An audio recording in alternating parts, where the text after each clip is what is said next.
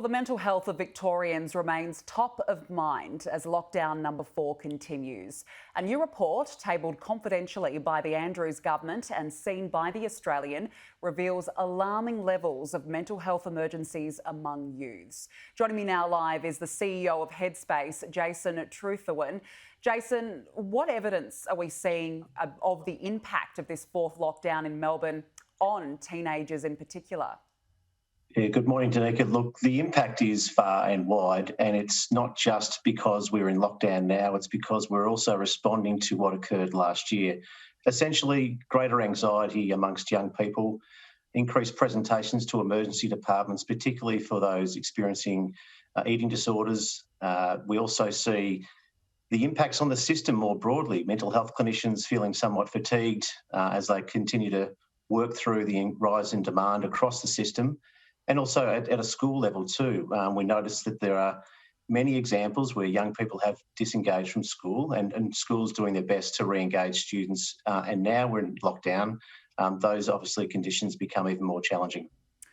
This report really paints an alarming picture. We're talking soaring numbers of children, teenagers self-harming, battling suicidal thoughts and eating disorders, as you mentioned. What are teens who went through last year's lockdown now likely to be feeling?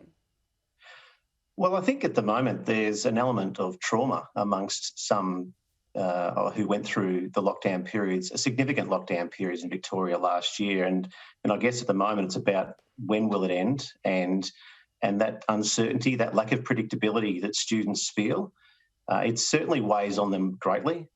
The protective factors around exercise and participating in sport, like if you're used to playing footy or netball on the weekend and that's been taken away temporarily, that does play a fair weight on their shoulders in terms of what's next to come.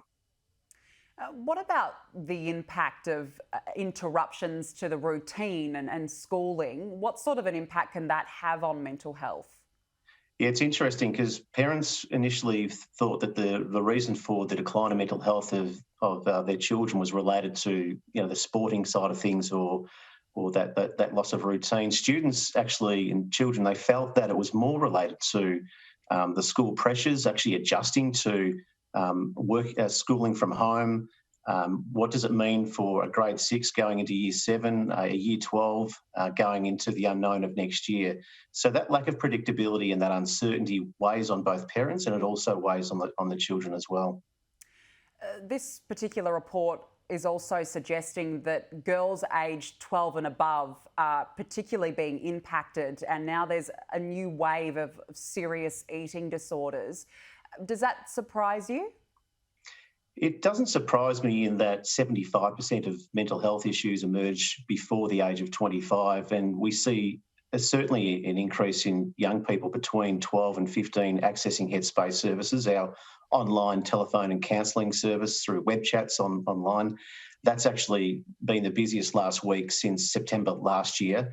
The increase in specific reasons as to why people are reaching out for help, that needs to be further understood. What's the impacts of I guess, over consumption of social media in terms of, because that becomes the main form of social connection as opposed to seeing people in face-to-face circumstances. There's a whole range of factors at play that were already there pre-COVID. Now we're in lockdown number 2 and the impacts are again weighing down on children and young people. What more can be done, do you think? We still don't know how many lockdowns, if any, could come in the next 12 to 18 months. Does there need to be more investment, do you think, in this space in particular? I think both the federal government and in Victoria have announced unprecedented levels of funding in the last couple of months with their budgets respectively, but I think there is good reason to repurpose certain funding to support parents and carers and families, because they themselves are looking for information. They're unsure about what to do. Is it specifically related to lockdown? Is it something that was already underlying prior to the lockdown period? Education for parents around eating disorders, body image, how to have conversations about suicide, how to have conversations about self-harm, given that they are major reasons as to why young people are presenting in crisis to emergency departments. And indeed, Danica, 1 in 4 young people presenting to a Headspace centre in Victoria have discussed that suicide has become a major area of concern for them personally. And just on that, do you have any advice for parents or for carers who might have teenagers or youths that look like they're struggling at the moment? What would you say to them? The advice is very similar to what we would advise prior to COVID. Maintain connection with your young person, speak openly with them, listen to understand, don't judge, don't give them the answers, give them space to express their feelings and just be close to them. It is a difficult time, and it's also a difficult time for many parents, as we've been told by many young people that they're seeing their parents for the first time discuss financial distress, increase in domestic violence. So it is a family-related issue. So what I could say is to parents is to be close, have conversations, and be prepared to go back again, particularly if your child is not ready to talk, even though you may well be. Yeah, some great advice. Certainly a very big issue. Jason Trethowan, appreciate your time. Thank you. Thanks, Danica.